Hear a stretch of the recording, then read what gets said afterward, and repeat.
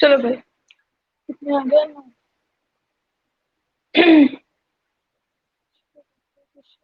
काव्या, अंश, आयुष्मान, ओके। चलो, कल हम लोगों ने बेटा क्या पढ़ लिया था? Last topic ideal non ideal solution खत्म कर लिया था, है ना?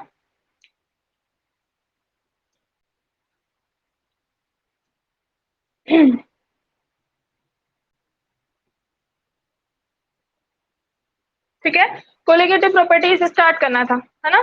आइडियल नॉन आइडियल सोल्यूशन तक हो गया था, सबका ग्राफ भी बन गया था। अब इससे उसमें कोई प्रॉब्लम बेटा? इससे पहले के टॉपिक में किसी भी तरीके की कोई भी अगर तुम लोग को प्रॉब्लम हो, कुछ भी समझ में ना आया हो तो अभी पूछो, पहले वो डिस्कस कर ले फिर आगे बढ़ते हैं, ठीक है?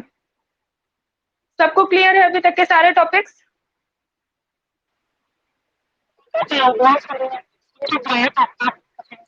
आइडियल सोल्यूशन का ग्राफ, ओके।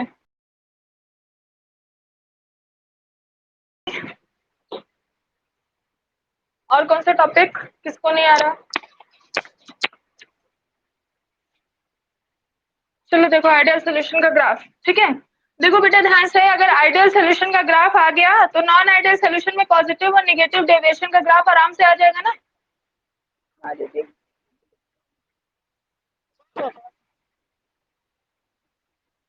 ओके, ग्राफ देखो जल्दी से बेटा। ग्राफ देखो, आइडियल सोल्यूशन का ग्राफ कैसे बनाते हैं, देखो ध्यान से।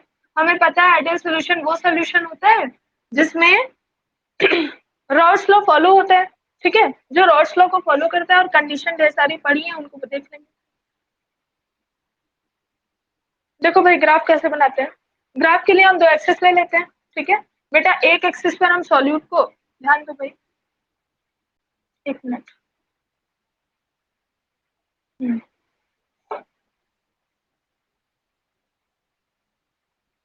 ओके, ये वाला जो एक्सिस है ये प्रेशर को बता रहा है। ये क्या बता रहा है बेटा? प्रेशर को बता रहा है, ठीक है? ये वर्टिकल एक्सिस प्रेशर को बता रहा है, और ये हमें बता रहा है मोल फ्रैक्शन के बारे में, ठीक है? मोल फ्रैक्शन मतलब concentration. Pressure versus concentration, pressure versus mole fraction का ग्राफ बना रहे हैं बेटा। क्या करते हैं, पहले वाले पर हम क्या ले लेते हैं? सॉल्यूट या सॉल्वेंट, कुछ भी। दूसरे वाले पर सॉल्यूट सॉल्वेंट जो लेने का मन हो। अगर मैंने यहाँ पर ए को लिया, ए मतलब होता है सॉल्वेंट, ठीक है? तो जेटा ए इक्वल क्या हो जाएगा बेटा? अगर प्योर ए है तो वहां जेटा ए की वैल्यू 1 हो जाएगी। मोल फ्रैक्शन ऑफ ए क्या हो जाएगा? 1, क्योंकि बी तो 0 हो जाएगा ना, जेटा बी 0 हो जाएगा। अब ये सबको क्लियर है? क्योंकि यहाँ सॉल्यूट है नहीं, इसलिए मोल फ्रैक्शन ऑफ सॉल्यूट इज 0, ठीक है? और जब मोल फ्रैक्शन ऑफ सॉल्यूट 0 तो मोल फ्रैक्शन तो बिल्कुल प्योर स्टेट में सॉल्वेंट ही तो बचा है, तो उसका मोल फ्रैक्शन हो जाएगा 1, ठीक है? आ जाओ, मैंने यहाँ इस वाले पॉइंट पर ले लिया है सॉल्यूट को, बी। बी को हम रिप्रेजेंट करते हैं बेटा, सॉल्यूट को हम रिप्रेजेंट करते हैं बी से, ठीक है? अब जब यहाँ पर प्योर सॉल्यूट लिया है तो यहाँ जेटा ए की वैल्यू हो जाएगी 0 और जेटा बी की वैल्यू हो जाएगी 1, क्योंकि सॉल्यूट बिल्कुल प्योर स्टेट में, ठीक है?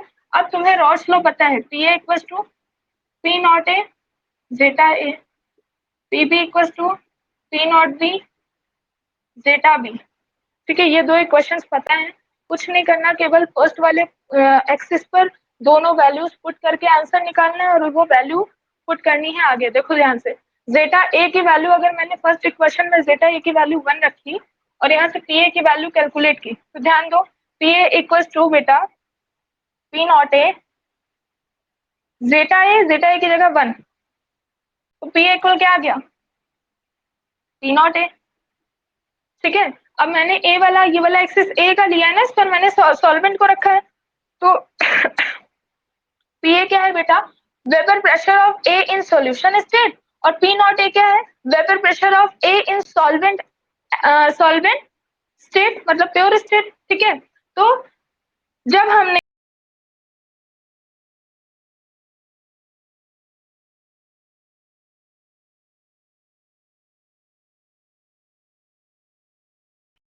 सॉल्वेंट ही है, तो मैंने सॉल्यूट को मिलाया नहीं, तो क्या वो प्योर स्टेट में किसी भी तरीके की इम्प्योरिटी आई?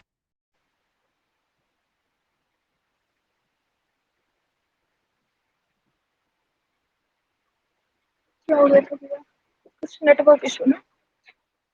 चलो सबको अभी वॉइस क्लियर आ रही है ना?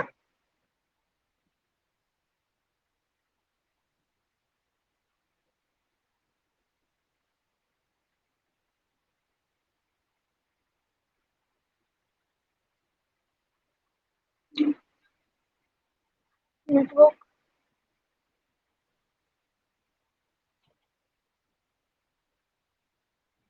ओके चलो देखो भाई, हाँ जब मैंने आप प्योर सॉल्वेंट ले नहीं किया, ठीक है, सोल्यूट नहीं मिलाया, तो सॉल्यूशन में क्या, you have unstable internet connection.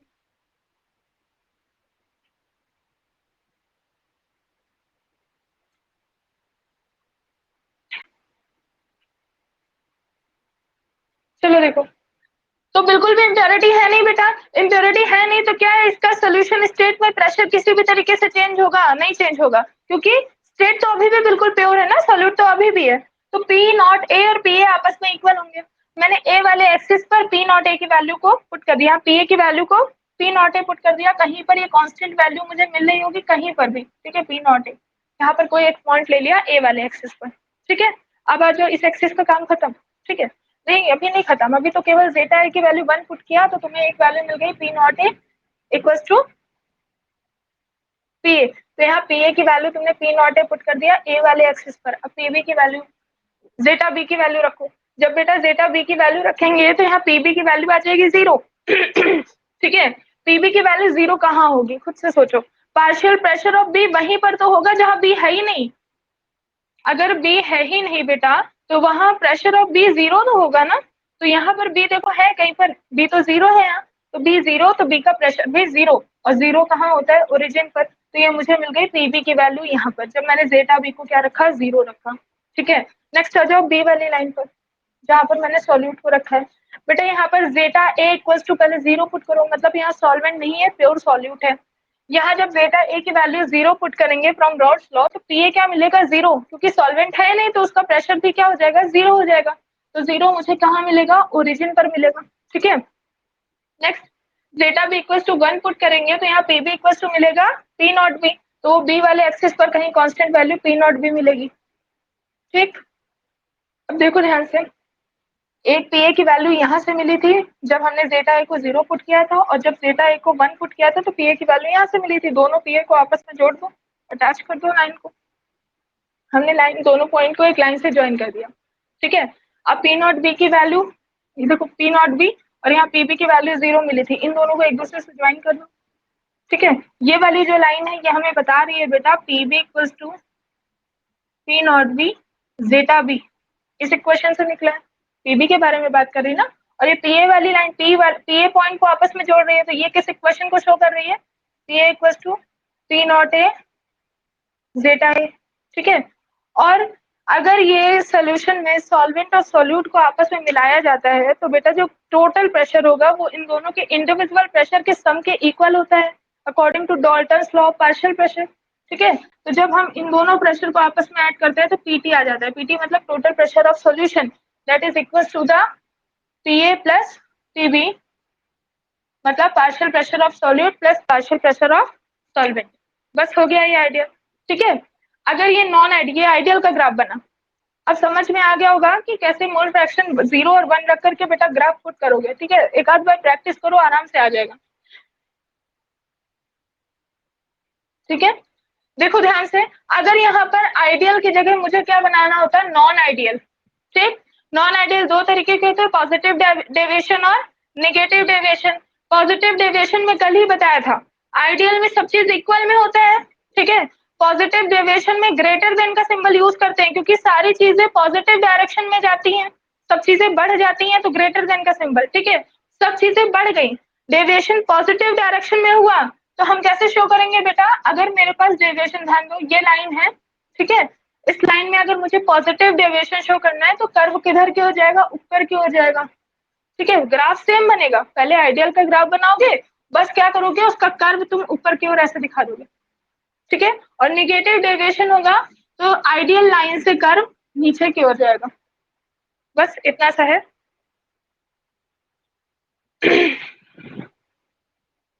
ठीक है, आ गया।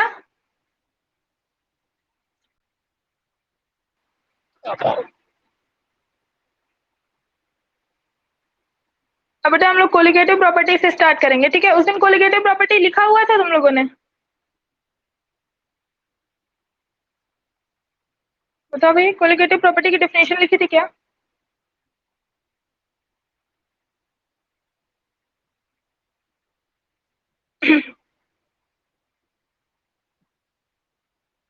इसको इरेज कर रही हूँ, ठीक है।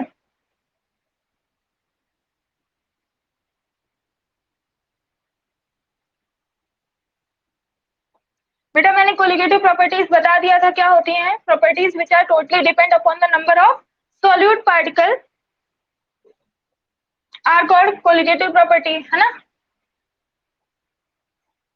बता दिया था ना उस दिन जो, हाँ ठीक है बेटा। जो प्रॉपर्टी केवल और केवल नंबर ऑफ सोल्यूट पार्टिकल पर डिपेंड करती है उन्हें क्या बोला जाता है भाई, कोलिगेटिव प्रॉपर्टी बोला जाता है, ठीक है। फर्स्ट कोलिगेटिव प्रॉपर्टी आज हम डिस्कस करेंगे, ठीक है। वो क्या है भाई, relative lowering in vapour pressure.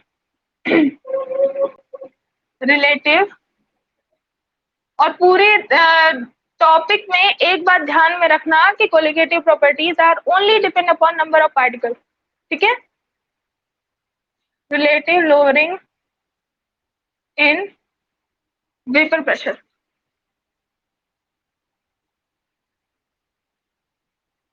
Relative lowering in vapour pressure, ठीक है।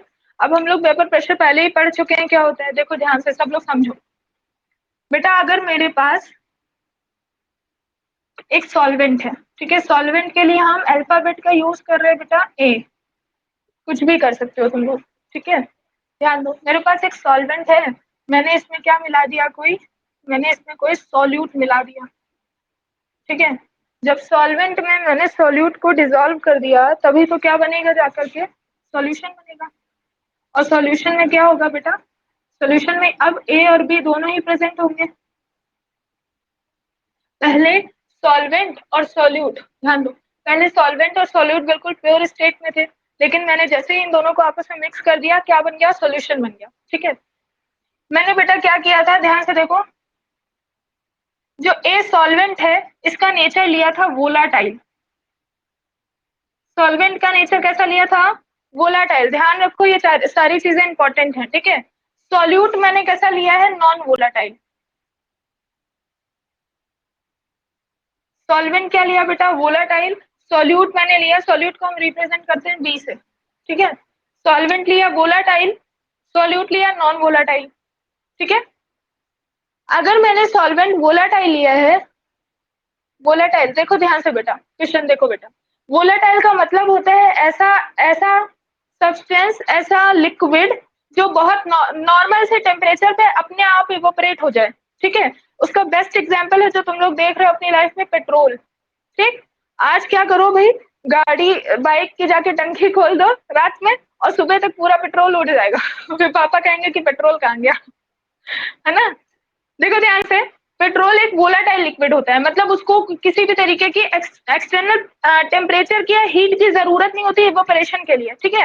वो नॉर्मल टेम्परेचर पर भी, रूम टेम्परेचर पर भी 25 डिग्री सेंटीग्रेड पर भी अपनी वेपर बनाता है, इवोपरेट हो जाता है, ठीक है। जैसे कई सारी चीजें हैं ना।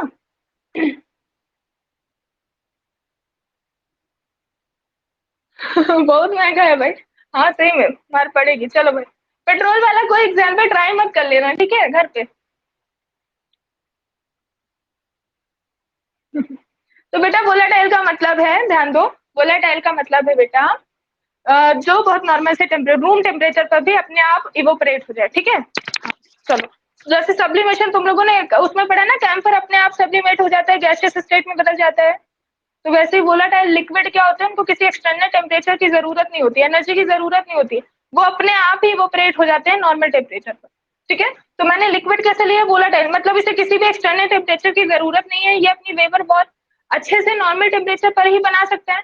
ये मैंने क्लोज वेसल ले लिया और इसमें क्या फिल कर दिया बेटा, सॉल्वेंट ए, ठीक है। ये देखो सॉल्वेंट है, अगर ए है बिल्कुल प्योर स्टेट में, तो इसमें पार्टिकल और केवल पार्टिकल किसके होंगे, ए के होंगे, क्योंकि प्योर स्टेट है, ठीक है। मैंने इसमें सॉल्यूट बी को मिलाया और बी का नेचर कैसा है, नॉन वोलेटाइल, ये कभी भी अपने आप इवोपरेट नहीं होता, इसको एक्सटर्नल टेम्परेचर की जरूरत है, ठीक है। मैंने जब इन दोनों को आपस में मिलाया तो क्या बन गया भाई, सोल्यूशन बन गया, ठीक, क्लोज वेसल। अब सॉल्यूशन में तो ए भी है और बी भी, दोनों आपस में मिल गया ना, तो सॉल्यूशन में बेटा ए भी प्रेजेंट होगा, बी भी होगा, ए भी होगा, बी भी होगा, ऐसे, ठीक है। ए होगा, मतलब ए है बी है, ए है बी है, ऐसे नीचे भी इसमें कई सारे मॉलिक्यूल्स होंगे, ठीक है। अब ध्यान दो, यहाँ पर ए बिल्कुल प्योर स्टेट में है, नेचर है वोलाटाइल, आराम से अपनी वेपर बनाएगा, और वेपर बनाएगा तो इक्विलिब्रियम एस्टैब्लिश होगा। ये सब वेपर प्रश्न में पढ़ चुके हैं ना, इक्विलिब्रियम एस्टैब्लिश होगा जिसके बीच में हमेशा कुछ वेपर रहेगी, और ये वेपर इसकी सरफेस पर कुछ प्रेशर एक्सर्ट करेगी। इस प्रेशर को क्या बोलेंगे बेटा? Vapour pressure. पढ़ चुके हैं ना, pressure exerted by vapour on the surface of the liquid is called at equilibrium position is called vapor pressure। ठीक है, pressure exerted by the vapor on the surface of the liquid, pressure exerted by, बेटा equilibrium dynamic ही तो होता है ना, कभी खत्म नहीं होता इक्विलिब्रियम। चलो देखो ध्यान से, pressure exerted on the liquid, हाँ, pressure exerted on the liquid surface by vapour at equilibrium in close vessel is called vapour pressure. ठीक है, अब क्योंकि ये बिल्कुल प्योर सॉल्वेंट है, हम प्योर के लिए यूज करते हैं नॉट का, ठीक है, और यहाँ पर सॉल्वेंट हमने लिया है ए, इसलिए क्या बोलेंगे कि इसका वेपर प्रेशर क्या है? पी नॉट ए। ठीक है, अब मैंने इसमें डाला क्या? Non volatile solute. Non volatile solute क्या अपने आप इवोपरेट होगा? बेटा इसका नेचर है नॉन वोलाटाइल, अपने आप कभी इवोपरेट ही नहीं हो सकता। ठीक है, इसको बहुत सारे टेम्परेचर की जरूरत होगी, तो इसका वेपर प्रेशर फी भी 0 होगा, क्योंकि वेपर बनेगी ही नहीं, इवोपरेट होगा ही नहीं उस टेम्परेचर पर, तो वेपर प्रेशर 0 हो जाएगा। ठीक है, मैंने बेटा जब सोल्यूशन बना दिया, ठीक है, ध्यान से देखो, सोल्यूशन बना दिया तो उसमें ए भी है, बी भी है, ए की वजह से वेपर प्रेशर लगेगा, बी की वजह से लगेगा, लेकिन सोल्यूशन में क्या बी की वजह से बिल्कुल भी वेपर प्रेशर लगेगा अगर बी का नेचर नॉन वोलाटाइल है? तो बताओ भाई, क्या सोल्यूशन में बी की वजह से वेपर प्रेशर होगा? नहीं लगेगा बेटा, ध्यान दो, बी का नेचर है नॉन वोलाटाइल, मतलब ये खुद से कभी जाना ही नहीं चाहता सरफेस को छोड़कर। वोलाटाइल का मतलब देखो क्या है, वोलाटाइल का मतलब है कि तुमने कोई एक ऐसा एलिमेंट एक एलिमेंट को तुमने एक बकेट में रखा, ठीक है, एलिमेंट को एक बकेट में रखा, या पानी, हाँ पानी है तुम्हारे पास, एक बकेट पानी है, ठीक है, पानी को तुमने धूप में या कहीं पर भी रख दिया, पानी भी नॉन वोलाटाइल होता है नेचर में, वाटर नॉन वोलाटाइल होता है, उसको 100 डिग्री तक बॉईल करो तब जाके इवेपोरेट होता है। ठीक है, या कोई भी ऐसा वोलाटाइल चीज है, जैसे पेट्रोल का एग्जांपल अभी हम लोगों ने लिया, उसको अगर किसी खुली से क्लोज वेसल में नहीं, अगर हम किसी खुले वेसल में उसको रख देते हैं जिसकी सरफेस बंद ना हो, ऊपर ऊपर बंद ना हो, ठीक है, तो वो धीरे धीरे अपने आप इवोपरेट होकर के एटमॉस्फेयर में चला जाएगा। लेकिन अगर कुछ नॉन वोलाटाइल, क्या तुमने एक बकेट पानी रख दिया तो क्या एक दिन में पानी गायब हो जाएगा? बिल्कुल गायब नहीं होगा ना, कई दिनों तक भी, बहुत दिनों तक भी, कई सालों तक भी रखा रहे तब भी पानी गायब नहीं होगा। बाकी इवोपरेट होता है, लेकिन उसका इवोपरेशन का जो रेट होता है वो बहुत कम होता है, बहुत कम मॉलिक्यूल्स ऊपर जाते हैं अपने आप। आया समझ में? नॉन वोलेटाइल सब्सटेंस के मॉलिक्यूल सरफेस को छोड़ करके अपने आप नहीं जाते, उनको उनको अगर मुझे इवोपरेट करना है तो एक हाई टेम्परेचर देना पड़ेगा, जैसे वाटर को 100 डिग्री सेंटीग्रेड का टेम्परेचर देते हैं। ठीक है, अब मैंने जब सोल्यूशन बनाया जिसमें वोलाटाइल ए और नॉन वोलाटाइल बी है, तो ए तो अपने वेपर अच्छे से बना लेगा, ए तो अपने आप, उसका नेचर है ना वोलाटाइल, उसका तो मन ही है उड़ने का, भाई उड़ जाता है, वेपर बना लेता है। लेकिन बी क्या अपना वेपर बना पाएगा? बेटा नहीं बना पाएगा, क्योंकि उसका नेचर ही नहीं है। ठीक है, बी का नेचर ही नहीं है अपनी वेपर बनाने का, तो बी कहाँ से वेपर बनाएगा? ठीक है, अब ध्यान से देखो, जब बी का वेपर बन ही नहीं रहा है तो सोल्यूशन का कौन बता पाएगा? सोल्यूशन का टोटल वेपर प्रेशर क्या होना चाहिए? केवल यहाँ पर वेपर जो बन रही है वो ए की बन रही है, बी की बन ही नहीं रही, गेस करो भाई।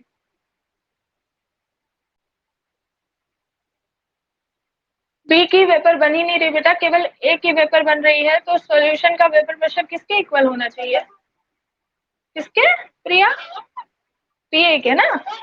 हाँ ध्यान से देखो, बैठो, मतलब बैठो क्या रहे हो, क्लासी वाली चीज। ठीक है बेटा, ध्यान से देखो, यहाँ पर तुम्हारे पास सोल्यूशन है, अगर बी की वेपर नहीं बन रही है तब भी जो वेपर प्रेशर ऑफ ए होगा वो कभी भी पी नॉट ए के इक्वल नहीं होगा। मतलब ए की वजह से वेपर प्रेशर ही टोटल यहाँ पर नहीं देखेंगे कि बिल्कुल बी का बन ही नहीं रहा तो हम केवल ए का बन रहा तो जितना वहां होगा वेपर प्रेशर उतना ही यहाँ ले ले, ऐसा नहीं है। ध्यान दो, यहाँ पर बेटा कभी भी सॉल्यूशन स्टेट में वेपर प्रेशर हम लेते हैं तो वहां पीए लेते हैं, नॉट का यूज कभी नहीं करते। ध्यान दो, सॉल्यूशन स्टेट में कभी भी नॉट का यूज नहीं करते। नॉट का यूज क्यों नहीं करते बेटा? क्योंकि यहाँ पर इम्प्योरिटी आ जाती है ना।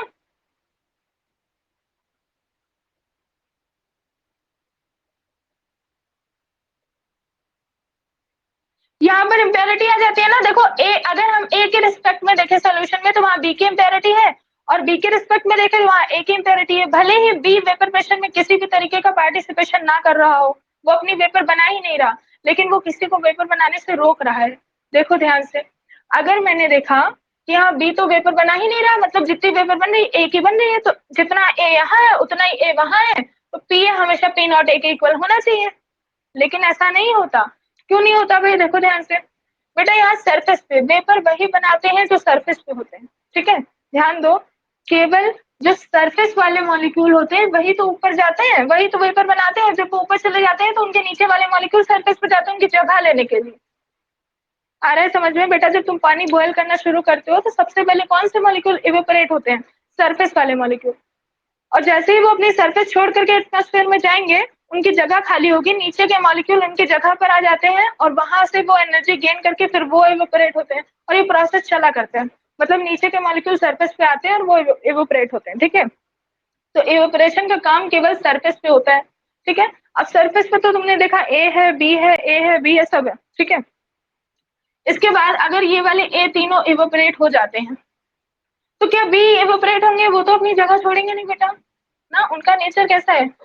उनका नेचर है नॉन वोलेटाइल, वो अपने आप इवेपोरेट नहीं हो सकते, ठीक है?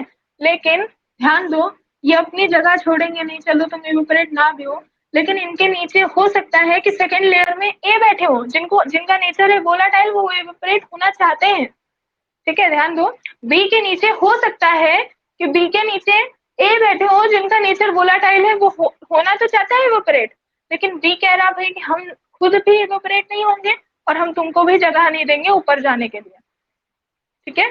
बी क्या बोला बेटा कि ना मैं खुद इवेपोरेट हूंगा ना तुम्हें जाने दूंगा ऊपर, है ना? तो बी यहाँ क्या करता है? ए के इवेपोरेशन को भी कम कर देता है।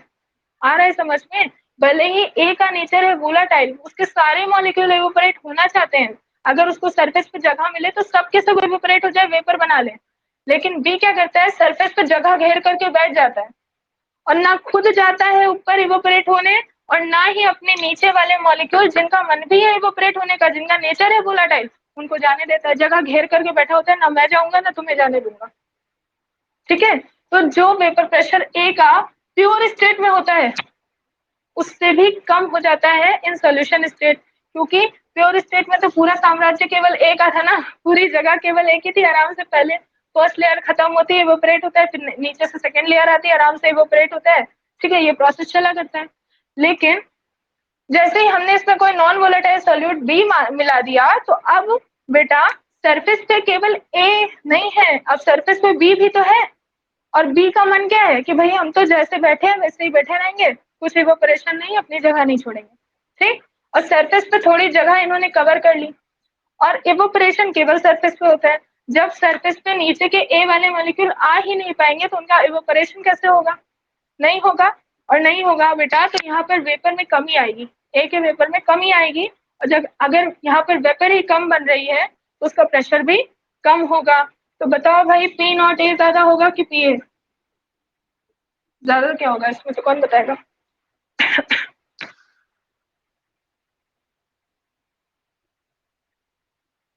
कौन बताएगा भाई? पी नॉट ए ज्यादा होगा कि पी ए? और कौन बताएगा अंशुमान के अलावा? सबका आंसर पी है ना? यानी समझ में नहीं आया बेटा, ध्यान से फिर से देखो, एक बार और देखो, पी नॉट ए ज्यादा होगा यहाँ आंसर, ठीक है? ध्यान से देखो फिर से।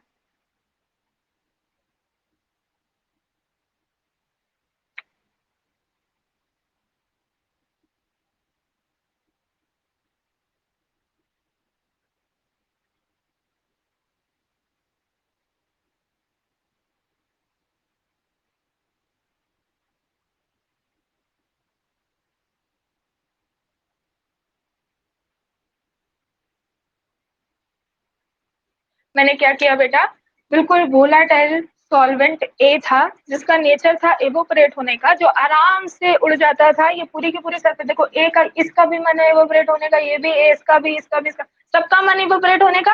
सब पूरी की पूरी चारों इस सरफेस से जाएंगे, वेपर के फॉर्म में चेंज हो जाएंगे, सरफेस खाली हो जाएगी, नीचे से चार नए मॉलिक्यूल आएंगे, क्योंकि सारे के सारे मॉलिक्यूल एक ही हैं, तो सब चारों के चारों फिर से एक ही मॉलिक्यूल आएंगे, वो इवोपरेट होंगे, है ना, और ये प्रोसेस चलता रहेगा।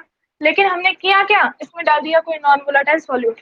ठीक है, मैंने इसमें क्या डाल दिया बेटा, नॉन वोलेटाइल सॉल्यूट डाल दिया। अब नॉन वोलेटाइल सॉल्यूट जैसे ही डाला, अब सरफेस पे बेटा ए के अलावा बी भी आ गया, सरफेस पे ए के अलावा बी भी आ गया। ध्यान से देखो, A B A B A B, है ना।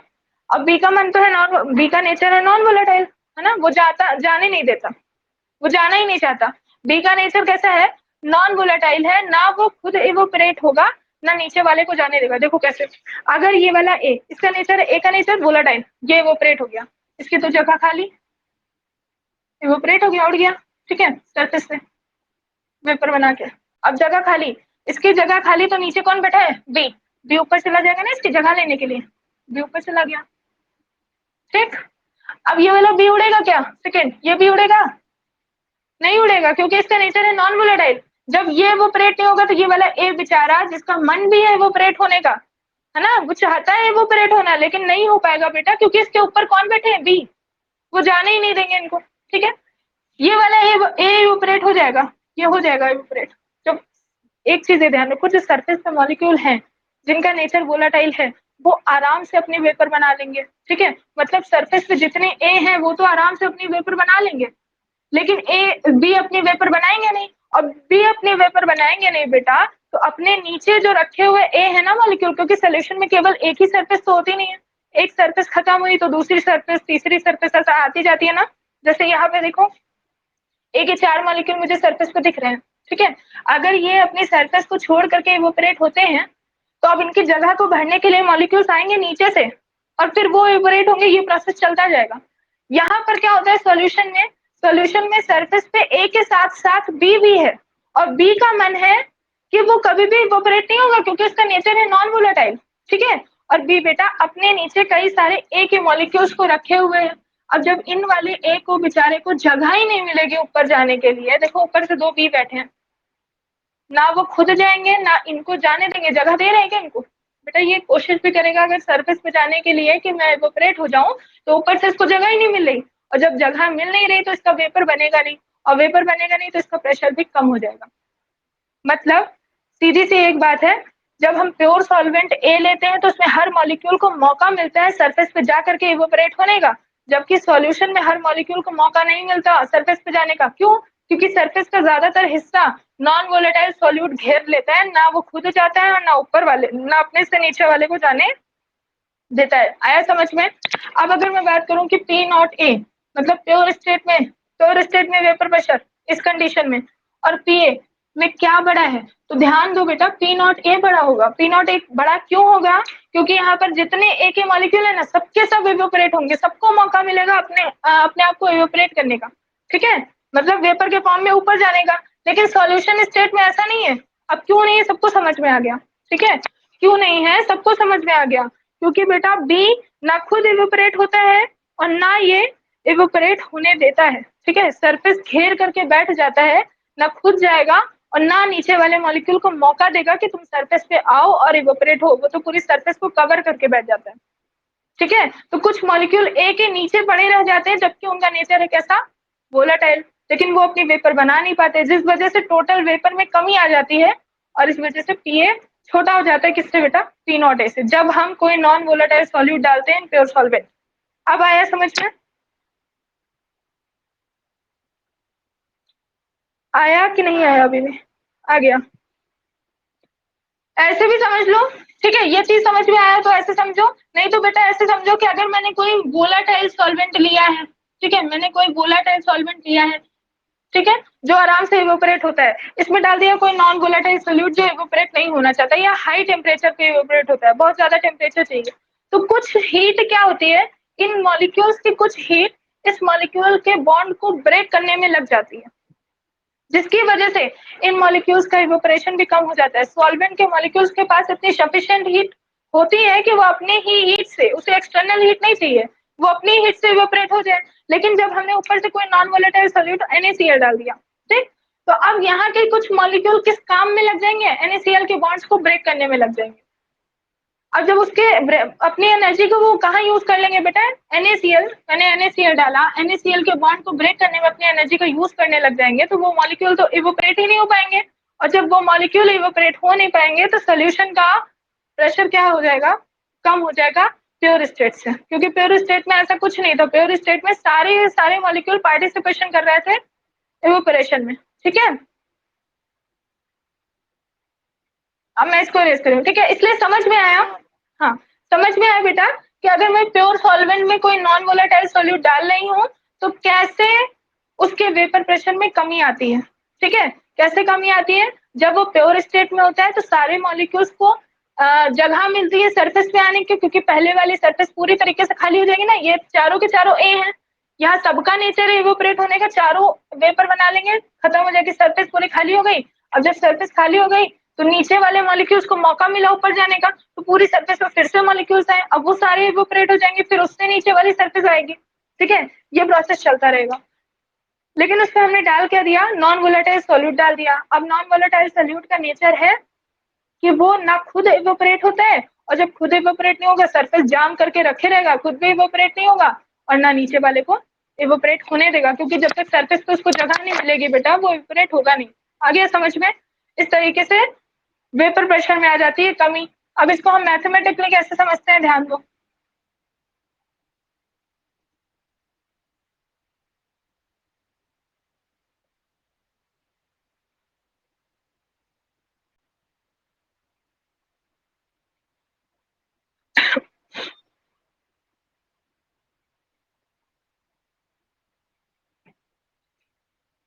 रॉड्स लॉ में हमने पढ़ा P equals to P naught A zeta A. Raoult's law में पढ़ा था ना, P equals to P naught A zeta A, Raoult's law का स्टेटमेंट है। ठीक है बेटा, for a solution zeta A plus zeta B is always equals to 1, पढ़ा है ये चीज। ठीक है,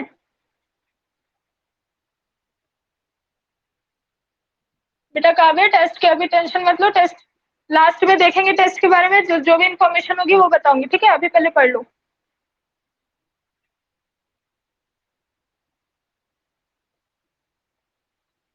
आज शाम में है किशन टेस्ट। ठीक है, चलो देखो, किसी भी सोल्यूशन के लिए बेटा mole fraction of solvent plus mole fraction of solute is always equals to 1, मतलब zeta A plus zeta B equals to 1। पढ़ चुके हैं ये चीज, zeta A plus zeta B equals to 1। ठीक है, रॉड्स लॉ का इक्वेशन हमने पढ़ा है, P equals to P naught A zeta A. ध्यान दो, P equals to P naught A. अगर मुझे, ध्यान दो, कोई नॉन वोलाटाइल सोल्यूट डालना है तो सोल्यूट को तो हम बी से रिप्रेजेंट करते हैं ना। ठीक है, और कोलिगेटिव प्रॉपर्टी किस पर डिपेंड करती है बेटा, colligative property depends upon the number of solute particle. किस पर, नंबर ऑफ सोल्यूट पार्टिकल। तो हमें जेटा ए का कोई काम ही नहीं है, नंबर ऑफ सॉल्वेंट पार्टिकल पे तो डिपेंड कर नहीं रही है बेटा। ठीक है, कर किस पर रही है, सोल्यूट पार्टिकल पर। तो यहाँ जेटा ए का कोई काम ही नहीं है, काम किसका है, जेटा बी का, क्योंकि हमें निकालना क्या, हमें कोलिगेटिव प्रॉपर्टी निकालना है, relative lowering in vapour pressure. ठीक है, तो हम यहाँ जेटा ए को जेटा बी में कैसे चेंज करेंगे, ध्यान दो इस वाले क्वेश्चन से। Zeta A plus zeta B equals to 1, यहाँ से जेटा ए की वैल्यू निकालो, zeta A equals to 1 minus zeta B. ठीक है, यहाँ पुट करेंगे जेटा ए की जगह 1 माइनस जेटा बी, अंदर मल्टीप्लाई करो इसको जरा, P equals to P naught A minus P naught A zeta B. ठीक है, यहाँ से बेटा ये P naught A zeta B negative में है, इसको इधर लो और पी ए को उधर ले जाओ, P naught A zeta B equals to P naught A minus P. ठीक है, अब ध्यान दो, मैंने क्या बताया, जब सॉल्वेंट में मैंने कोई नॉन वोलेटाइल सॉल्यूट को मिलाया था तो क्या बना था, सॉल्यूशन बना था। ठीक है, सॉल्वेंट का वेपर प्रेशर होता है पी नॉट ए, क्योंकि यहाँ पर ए बिल्कुल प्योर स्टेट में होता है। सॉल्यूट हमारा नॉन वोलेटाइल था तो वेपर प्रेशर 0 मानेंगे, क्योंकि ये अपने आप से इवेपोरेट नहीं होता। ठीक है, और सॉल्यूशन में जो टोटल वेपर प्रेशर आ रहा था बेटा, क्योंकि सॉल्यूट की वजह से तो 0, टोटल वेपर प्रेशर क्या होता है, PT, PT equals to P A plus P B, मतलब vapour pressure of A and plus vapour pressure of B at solution state. लेकिन हमें पता है सॉल्यूशन स्टेट में भी वेपर प्रेशर ऑफ बी क्या हो जाएगा, 0, क्योंकि हमने बी जो लिया है, मतलब जो सॉल्यूट लिया है वो नॉन वोलेटाइल लिया, तो ये तो 0 हो गया। तो पीटी इक्वल क्या आ गया बेटा, पीए। पीटी इक्वल पीए, मतलब सोल्यूशन का वेपर प्रेशर क्या आ गया, टोटल पीए आ गया। अब इन दोनों के बीच में रिलेशन हम पहले ही पढ़ चुके हैं कि इन दोनों में बड़ा कौन है छोटा कौन है, ठीक है। बड़ा कौन था बेटा, ज्यादा वेपर प्रेशर किसका आया था, प्योर सॉल्वेंट का। अब सबको रीजन पता चल गया, प्योर सॉल्वेंट का वेपर प्रेशर ज्यादा इसलिए आया था क्योंकि वहां पर ए के सारे पार्टिकल कैसे होते, कैसे थे नेचर में, वोलाटाइल, और सबके सब आराम से इवोपरेट हो रहे थे। लेकिन जैसे हमने इसमें कोई नॉन वोलेटाइल इम्प्योरिटी को ऐड कर दिया तो उसका वेपर प्रेशर कम हो गया, क्योंकि बी सरफेस घेर करके बैठ जाता है, ना खुद इवोपरेट होता है, ना अपने से नीचे वाले को इवोपरेट होने का मौका देता है, ठीक है। इस वजह से वो इवोपरेट हो नहीं पाता, उसकी वेपर बनती नहीं और प्रेशर उसका कम हो जाता है। तो यहाँ से हम लोगों ने पढ़ा था P A is greater than P naught, sorry P naught is greater than P A, P naught A बड़ा है, पीए छोटा है, ठीक है। अब मुझे अगर बताना है lowering in vapour pressure, relative word अभी भूल जाओ, ठीक है। केवल ये देखो, lowering in vapour pressure, vapour pressure में कमी, ठीक है। कमी कैसे, जब मैंने कोई प्योर वोलाटाइल सॉल्वेंट में कोई नॉन वोलाटाइल इम्प्योरिटी को या सॉल्यूट को मिक्स कर दिया तो वेपर प्रेशर में कमी आ गई, यही तो लिखा है लोअरिंग इन वेपर प्रेशर। अब वेपर प्रेशर में कितनी कमी आई, पहले वेपर प्रेशर था पी नॉट ए, अब वेपर प्रेशर हो गया पी ए, बड़ा कौन है, पी नॉट ए। तो इन दोनों में कमी क्या होगी बेटा, माइनस से तो करेंगे ना, पहले अगर वेपर प्रेशर था 10 तो अब वेपर प्रेशर बचा 7 सॉलिड डालने पर, तो इनके बीच में कमी कितनी आई बेटा, 10 माइनस 7 इक्वल 3, 3 की कमी आ गई। तो यहाँ ये देखो क्या लिखा है, P naught A minus P ए, ये क्या देके रखा है, क्या ये देके रखा है रिलेटिव लोडिंग इन वेपर प्रेशर या फिर loading in vapour pressure.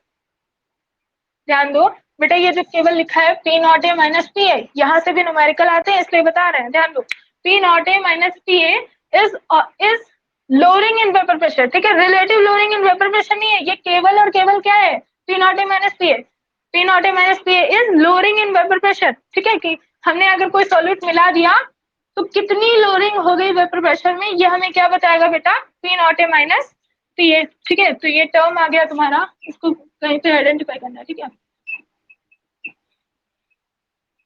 Lowering in vapour pressure, ठीक। अब ध्यान से देखो, ये जो लोअरिंग इन, मैंने कोलिगेटिव प्रॉपर्टी का नाम क्या लिखा है, नाम लिखा है relative lowering in vapour pressure, ठीक है। क्या यहाँ पर कहीं भी वर्ड आया रिलेटिव, नहीं आया ना, रिलेटिव लोअरिंग थोड़ा, ये लोअरिंग बता रहा है केवल। और बेटा ये कोलिगेटिव प्रॉपर्टी नहीं है, ध्यान दो, ये क्वेश्चन आता है, lowering in vapour pressure colligative property नहीं है, relative lowering in vapour pressure colligative property है।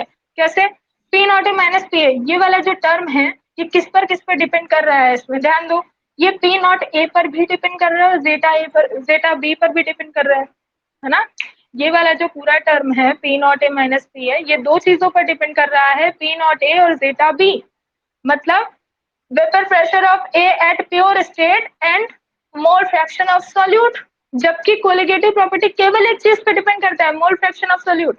अगर यहाँ पर ये ना हो तो ये कोलिगेटिव प्रॉपर्टी बन जाता, केवल वो उस पर डिपेंड करता। तो हमें इससे किसी तरीके से यहाँ से हटाना है, ठीक है। कैसे हटा सकते हैं, अगर मैंने इसको यहाँ मल्टीप्लाई में तो डिवाइड में भेज दिया, तो zeta of B equal P naught A minus P A upon P naught A. अब ये जो पूरा टर्म आ गया बेटा, ये केवल और केवल इतना पूरा टर्म, ये केवल और केवल किस पे डिपेंड कर रहा है, जेटा बी, मतलब मोल फ्रैक्शन ऑफ सॉल्यूट, मतलब ये क्या है, ये है कोलिगेटिव प्रॉपर्टी, और इसका नाम क्या है, इसका नाम है बेटा रिलेटिव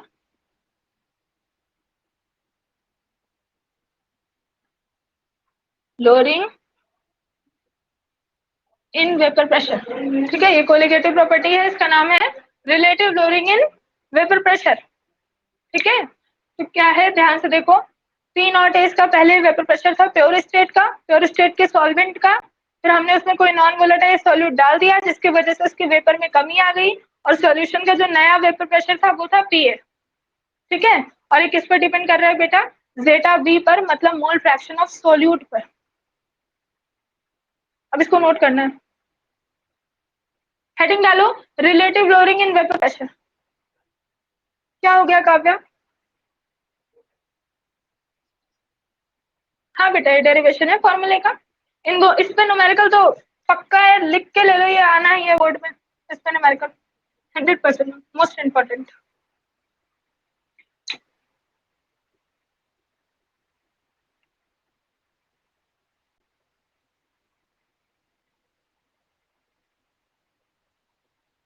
एक बार फिर से, ठीक है बेटा बताते हैं।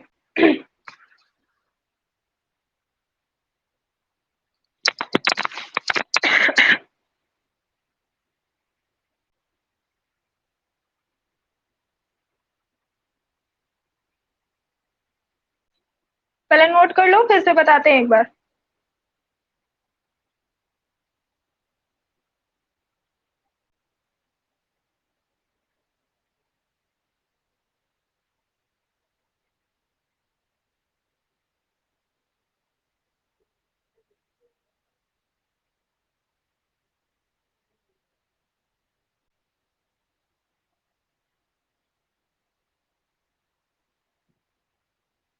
नोट हो जाए तो बता देना, ठीक है।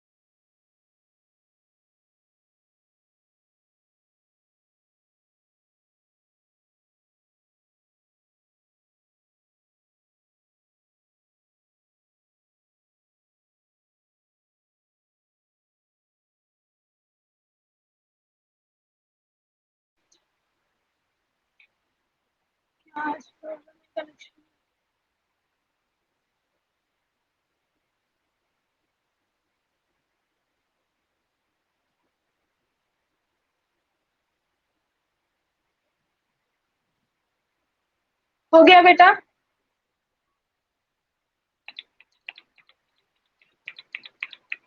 ठीक है, सबका हो गया ना?